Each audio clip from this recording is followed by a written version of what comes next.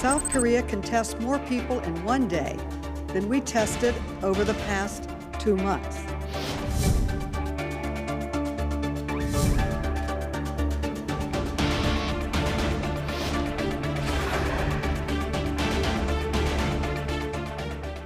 K 방역, 이만하면 성공이다 아니다. 그런 행동 하나가 방역에서는 상당한 부담을 코로나가 발생을 해버리니까 가족 불화하고 아이의 양육 갈등이 많이 생깁니다. 저는 반성해야죠. 여러분 안녕하십니까? 더 이슈 진단 코로나19 진행을 맡은 최진봉입니다. 오늘도 여러분들이 가장 궁금해하실 내용으로 알차게 준비했습니다. 함께할 분들 먼저 소개해드리겠습니다. 최일선에서 더 예쓰고 계신 이재갑 한림대 강남성심병원 감염내과 교수, 더 깊은 정보를 전달할 최영일 시사평론가, 그리고 오늘은 더 특별한 게스트 육성필 한국심리학회 코로나19 특별대책위원장 나오셨습니다. 어서 오십시오. 안녕하세요. 네, 반갑습니다. 자, 더 이슈 진단 코로나19 오늘의 주제 바로 이겁니다.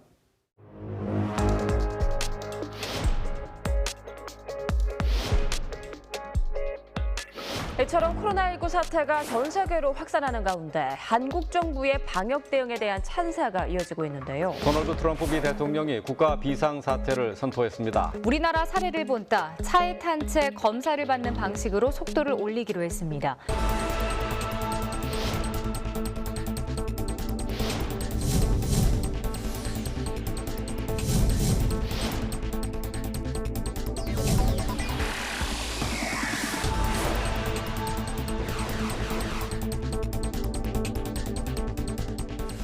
아직 상황은 안심할 단계가 아니며 나 하나쯤이야 하는 생각은 금물입니다.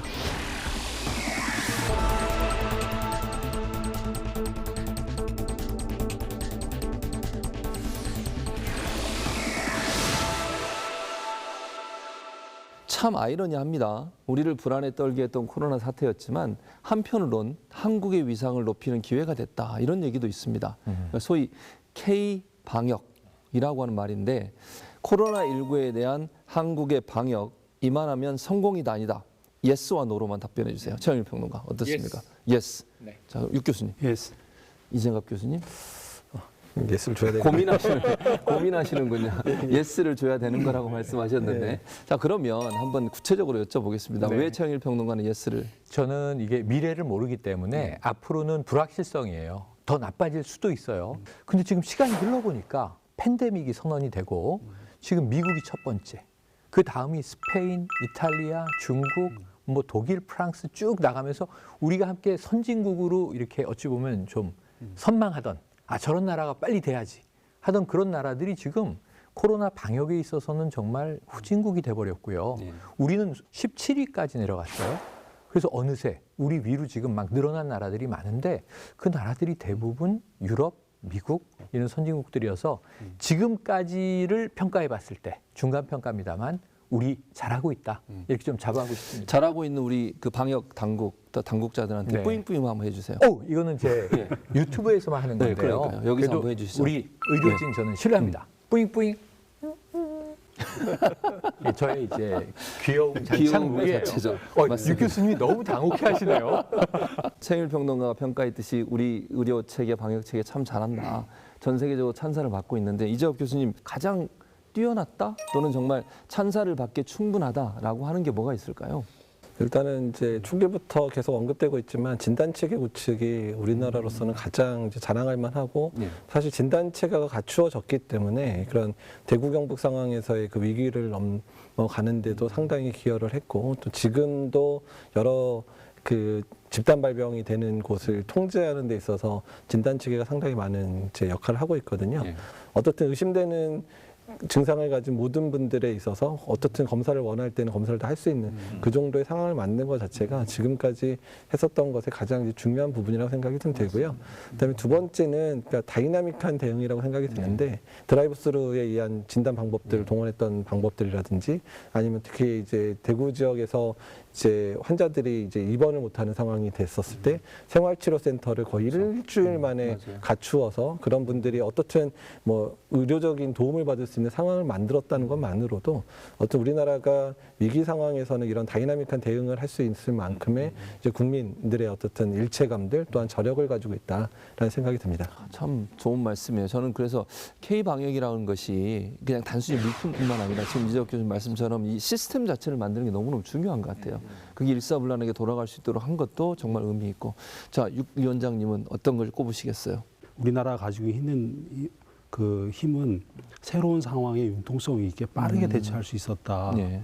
또 그렇게 보면서 평상시에는 개인의 삶을 충실히 살고 있었지만 초유의 사태는 모든 사람들이 공공의 선을 위해서 노력해주는 그 모습만으로도 실제 우리가 엄청난 성과를 보이고 있는 것이 아닌가 그런 생각을 하고 있습니다. 맞습니다. 정말 우리 국민 모두가 사실은 K-방역의 저는 공로자라고 생각을 해요. 정말 물론 정부나 방역 체계를 잘한 것도 칭찬받아야 되지만 의료진들 또 국민 모두가 적극적으로 동참해서 불편함을 겪으면서도 이 부분을 이겨내기 위해서 노력한 부분, 이 부분은 정말 칭찬받아 마땅하다는 생각이 듭니다.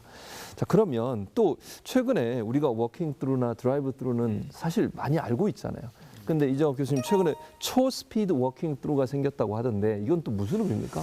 근데 이제 이 부분은 좀 전문가 사이에서 사실 논란이 좀 있는 주제이기는 한데요. 그러니까 이제 저희 감염학회에 있었던 정책팀 사람들끼리 논의했던 것들이 대규모로 선별해서 진료를 할 수 있고 검체 채취를 빨리 할 수 있는 시설을 만드는 게 좋겠다라고 이제 고안해서 만든 게 이제 대규모 선별 진료, 그러니까 컨테이너를 여러 개를 두고 진료하는 시스템이라든지 아니면 드라이브스루를 통해서 차량에서 이제 내리지 않아서 환자 의료진에 대면하는 시간들을 최소화시키고 이제 의료진의 이제 위험도를 최소한 낮추는 방법들을 고안을 해서 그런 게 이제 됐는데 일단 워킹스루라든지 초스피드 워킹스루는 전문가들 사이에서는 그런 검체 채취의 좀 취약성들, 그 다음에 다음 환자 혹시라도 확진 환자가 앞에 있었을 때 다음 환자한테 어떻든 바이러스를 전파할 수 있는 여러 문제들 때문에 그러니까 급한 게 중요한 게 아니라 안전한 게 우선이다. 그래서 워킹스루도 그냥 그러니까 너무 빨리 하는 게 목적이 아니라 아예 그냥 개수를 늘려서 각각의 소독이나 이런 조건들을 충분하게 환기를 조건을 갖추면서 만드는 게 좋겠다 이런 식으로 이제 조금 이제 그런 것들 개선하는 움직임들이 있어서요.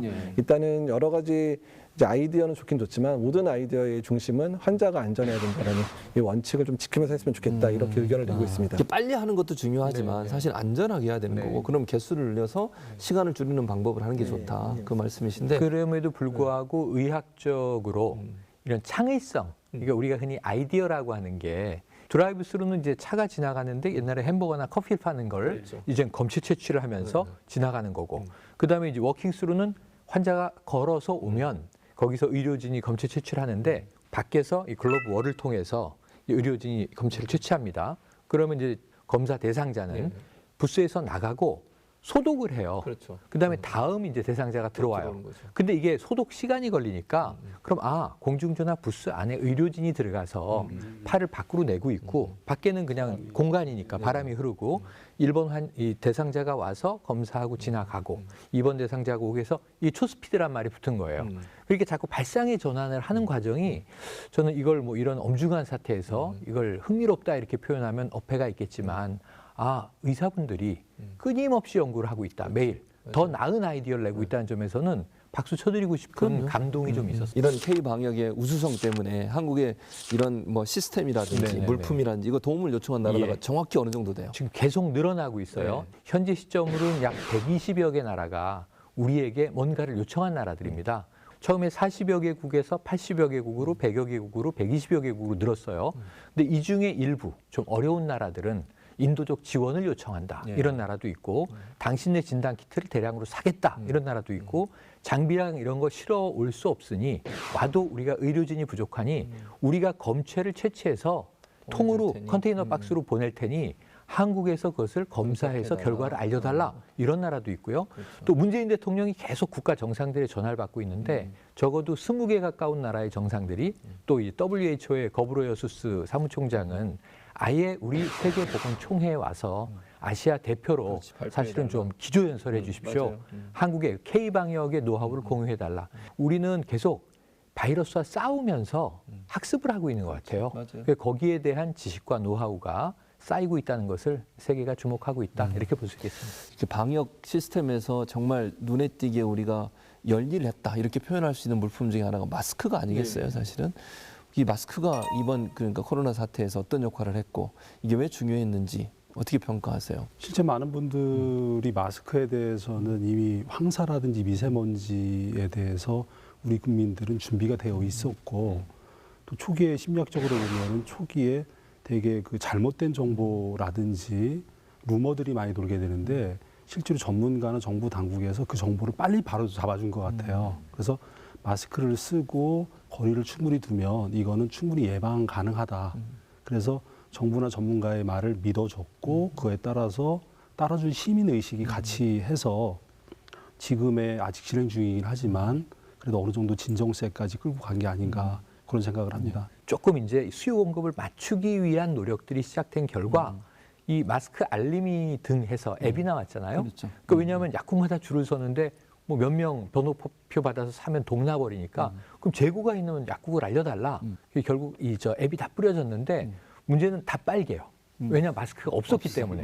그러니까 앱이 잘못된 게 아니라 마스크 공급이 안 됐던 거예요. 근데 지금은 거의 초록이에요. 그래서 마스크 공급이 한 우리가 몇 주 고생했는데 야 오부제도 성공하고 수요 공급을 맞추는 데도 성공하고 이제 마스크가 부족한 나라 아니구나인데 미국하고 유럽 보면 큰일이 났습니다 지금.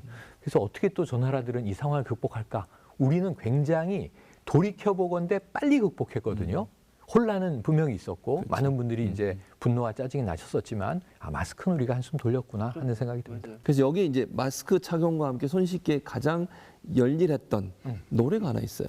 최영일 평론가 잘 아실 때 코로나 위생송이라고. 코로나 위생송은 네, 한번 불러주실래요? 이게 좀 늦게 나온 건데 원래 아기상어송이라고 우리나라에서 만든 컨텐츠가 세계를 한번 휩쓴 게 있어요. 네, 그렇죠. 예를 들면 영어로 이제 돼 있습니다. 손 씻으세요, 뚜루뚜루뚜, 그 따라 하시면 되는데, 비누를 쥐어요, 뚜루뚜뚜뚜인데, wash your hand, 뚜루뚜루뚜, grip some soap, 뚜루뚜루뚜, 이렇게 가는 거예요. 근데 이게 원래 유행했던 노래인데 개사가 된 거예요. 이재학 교수님도 손 씻기가 중요하다고 계속 강조하셨잖아요. 네, 그러니까 손위생이 사실은 마스크 쓰는 것보다 훨씬 더 중요하거든요. 우리가 바이러스가 이제 호흡기를 통해 전파된다고는 하지만 그 호흡기로만 전파되는 게 아니라 바이러스가 묻어있는 여러 환경을 통해서도 전파가 가능하기 때문에 우리가 사실 마우스라든지 아니면 전화기라든지 아니면 엘리베이터 버튼이라도 혹시 확진자가 먼저 만졌으면 그걸 손을 통해 전파되기 때문에 그래서 요새 어디 가나 엘리베이터에도 다 요새 손위생제 다 있을 정도로 우리나라가 참 강조됐고요. 여기서 좀 재밌는 사실 하나 말씀을 드리면 2월 초부터 아예 인플루엔자가 유행을 안 해서 아예 그냥 수직으로 떨어졌어요. 정말 이렇게 유행하다가 갑자기 수직으로 확 떨어져가지고 인플루엔자가 아예 유행을 안 하는 상황을 저희가 몇 년 만에 봤거든요. 그러니까 우리가 그만큼 그나마 겨울철에 인플루엔자 유행한다 그럴 때 손위생 강도 강조하고 마스크 쓰는 거 강조를 했는데도 잘 안 지켜졌는데 이번에 코로나19 때문에 정말 이렇게 잘 위생을 잘하면 인플루엔자 유행도 참 많이 막을 수 있고 그런 생각도 들더라고요. 자, 여기서 최근 그 미국의 월스트리트 저널 있잖아요. 월스트리트 저널에서 한국 방역의 숨은 공신으로 치켜 세운 분이 있습니다. 질병관리본부는 1월 20일 확진 환자를 확인하였습니다. 아직은 안심을 한다거나 그런 상황은 절대 아니라고 보고 계속 예의주시하고 4월 3일 기준으로 현재 총 누적 확진자 수는 10,000명이 넘어서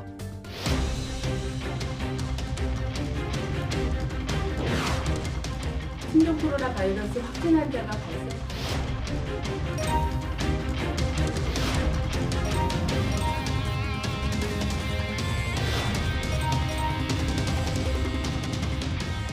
전체력적으로 버텨나갈 수 있는 좀 여쭙고요. 잘 견디고 잘 진행하고 있다. 그 정도 답변 드리겠습니다.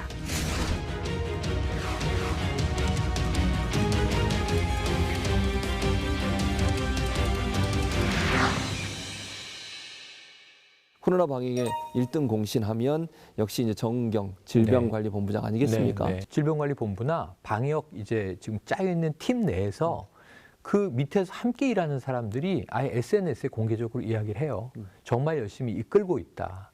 그리고 정말 진심이 느껴진다. 월스트리트 저널도 이걸 제대로 평가했는데 그렇죠. 우리나라에서는 정의용 본부장을 뭐라고 표현했냐면 선출직 정치인들은 말로는 굉장히 장밋빛 미래를 말하지만 실천 가능한 얘기를 안 한단 말이에요. 근데 정의용 본부장은 전문 관료라고 표현했는데 전 이게 너무 중요한 게 이재갑 교수님 같은 의료인들이기도 하고 한편으로는 관료이기도 해요. 그 둘 사이를 연결시키는 이런 존재가 없었다면 제가 보기엔 참 아찔한 게 관료 따로 놀고 전문가 따로 놀거든요. 정은경 본부장의 이제 프로필을 보면서도 보건학 박사신데 참 많은 의사들이 전공 안 하는 영역을 전공하셔서 어쩌면 마치 이런 재난에 준비된 인물이 나타났구나. 근데 사실 오랜 기간 질본분들은 다 아시더라고요. 국민 앞에 나와서 얘기하는 것도요. 네. 아주 차분하고 신뢰감 있고. 있어요. 그리고 질문도 끝까지 받으면서 본인이 성심성의껏 다 대답해 주거든요. 네. 그리고 이제 단호한 표현도 쓰시지만 부드럽게 얘기하면서 국민들한테 설득력을 높이는 그런 모습이 참 인상 깊었다는 생각이 듭니다. 근데 이재학 교수님, 이제 문제는 우리가 사실 이렇게 선진 시민의식, 방역 시스템의 좋은 점들 우리가 칭찬하고 있는데 사회적 거리두기 계속 지켜야겠죠?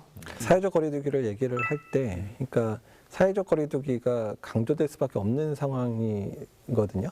왜 그럴 수밖에 없냐면 지금 백신도 없는 상황, 치료제도 마땅한 게 없는 상황이기 때문에, 그러니까 오로지 우리가 할 수 있는 거는 비약물적 중재 방법들. 그러니까 거기 이제 뭐 조기 진단, 조기 격리도 들어가지만 사회적 거리두기가 가장 큰 부분을 차지하고, 사실 또 거꾸로 얘기하면 사회적 거리두기 말고는 할 수 있는 것도 없어요. 예. 그래서 거꾸로 얘기하면 사회적 거리두기를 우리가 지금까지 너무 열심히 노력을 해왔기 때문에 지금 정도의 상황을 유지하고 있는 거기 때문에, 만약에 사회적 거리두기가 뭐 국민들이 너무 지쳐서 느슨해진다든지 아니면 정부에서 잘못된 시그널, 이제 뭐 이 정도 환자 발생 별로 안 하니까 뭐 이 정도면 됐습니다라고 시그널을 잘못 전달하게 되면 불보듯하게 환자 수가 급증할 수 있는 부분들이 있기 때문에, 그러니까 이런 부분에 있어서는 상당히 좀 고민을 더 해야 될 것 같고, 사회적 거리두기의 강도를 유지하면서 우리의 일상생활을 조금 새로운 일상으로 좀 바꿔가는 형태로 접근하지 않으면 우리가 잘못된 시그널을 통해서 환자의 급증들을 막을 수 없는 상황들이 벌어질 수 있는 그런 부분들까지 고려해야 될 것 같습니다. 우리가 보통 코로나 블루라고 얘기를 하지 않습니까, 위원장님? 그래서 이 코로나 블루가 뭔지 이걸 좀 설명해 주시면 좋을 것 같고, 그다음에 이제 어떤 분들이 여기에 해당이 되는지 하는 부분을 좀 설명해 주셨으면 좋겠어요. 실제로 코로나라고 하는 단어가 있고 블루라고 하는 단어가 있는데 이게 합성화가 된 거죠. 그러니까 코로나19라고 하는 감염병에 노출되다 보니까 사람들이 아주 불안도가 올라가고 우울하고 초조하고 무력해지고 그러면서 이제 코로나 우울증이라고 이렇게 번역을 할 수 있겠죠. 근데 저희들이 상담을 이렇게 해보면 감염에 대한 불안이 엄청나게 올라가고 있고요. 막연한 불안이요. 이러다가 나도 끝은 안 보이고 죽는 거 아닌가. 저희도 상담을 때 해보면 기저질환자들이 치료를 받지 못하는 게 두려움과 공포를 가지고 있고요. 가족 불화하고 아이의 양육 갈등이 많이 생깁니다. 그러니까 재택근무하면 좋을 줄 알았는데 집에 일가족이 4명, 5명이 같이 있는 거예요. 그러면서 이게 나만 힘든 게 아니라 다른 사람들이 힘든다는 생각을 해줘야 되는데 지금은 모든 사람들이 힘든 상태가 돼버리니까 다 힘든 상태가 돼버린 거고, 그걸 이제 통칭하면 코로나 블루라고 이렇게 얘기를 할 수 있을 것 같습니다. 뭐 잘 아시는 강남 그 유학생들 중에 일부가 이제 일탈행이라고 우리가 표현할 수 있을 것 같은데, 제주 여행 갔다 와서 문제가 됐었죠, 한번. 또 미국에서 들어온 유학생 같은 경우에 뭐 이렇게 해열제 먹고 수마를 먹었다잖아요, 3박 4일 동안. 그리고는 그냥 얘기 안 하고 들어와서 결국 확진 판정을 받고, 이런 일들이 있다 보니까 결국 문제가 되는데, 자, 이재학 교수님, 이게 이런 걸 근본적으로 막을 수가 있을까요, 우리가?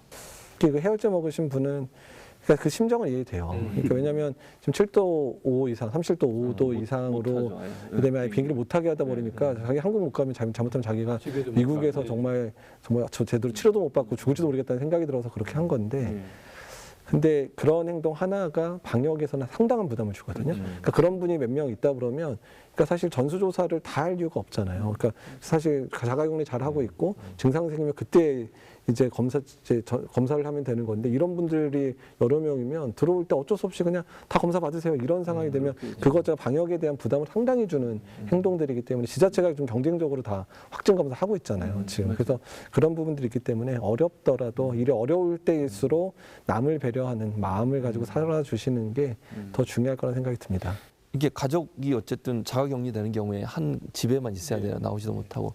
심리적으로 이런 어떤 불안감이라든지 아니면 갈등을 해소하거나 좀 줄여주기 위한 방안들이 뭐가 있을까요, 심리적으로? 실제로 저희들이 보면은 개인주의로 갈 것이냐 이타주의적인 거로 갈 것이냐인데, 무조건 사회적인 격리를 거리를 두라고 하지 말고 지금처럼 내 개인 행동이 어떤 영향을 줄 것이고 그것 때문에 어떤 일이 발생할 거라는 거에 대해서 계속 교육을 시켜주면 우리 국민들은 뛰어나기 때문에 금방 습득할 거라고 생각을 해요. 그러니까 아까 말씀하신 대로 정말 우리가 오랜 교훈이 뚝이 개미 구멍으로 무너진다. 아까 이재갑 교수님 말씀하신 정말 무서운 지금 완만한 증가세가 폭증이 되는 터닝 포인트가 만들어지지 않게 우리가 이렇게 같이 힘든 거잖아요.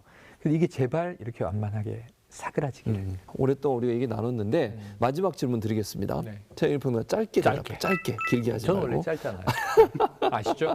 시청자분들은 모르시죠. 이게 녹화할 때는요 깁니다. 최영일 평론가 말씀이 이게 다 이게 우리 연출진들이 다 줄여가지고 일목요연하게 잘 설명해서 그렇지 듣는 분들은 깁니다. 어쨌든 짧게 마지막 질문 드리겠습니다. 정부가 말한 고강도 사회적 거리두기 2주 더 연장을 했고 이 방송 나가는 시점에서 이제 일주일이 딱 남은 시기가 돼요. 그러면 이번이 마지막이 될 수 있을 거라고 보십니까, 최영일 평론가? 아닙니다. 그러면요 어느 정도? 저는 더 간다고 봅니다. 어느 정도? 네.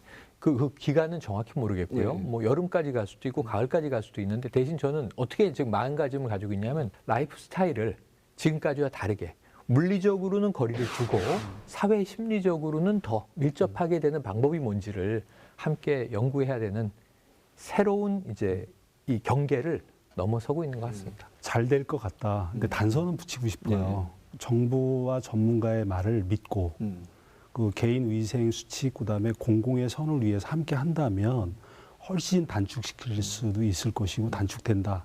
뭐 그렇게 믿고 싶습니다.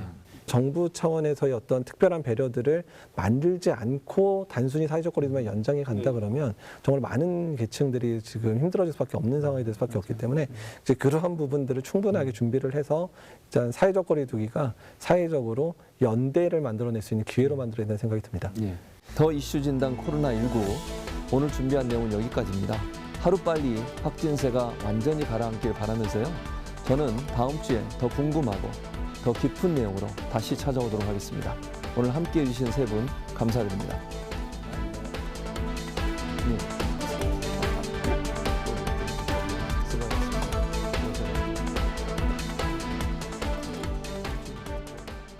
지금 코로나19로 인해서 많은 불편과 어려움을 경험하고 계실 텐데 많은 사람들의 경우에 있어서는 위기를 극복하면서 성장을 하고 여러분들이 가지고 있는 잠재력을 찾아내기도 합니다. 그래서 여러분들에게 많은 도움이 될 거라고 생각합니다. 힘내시고 조금만 더 버티시길 바랍니다.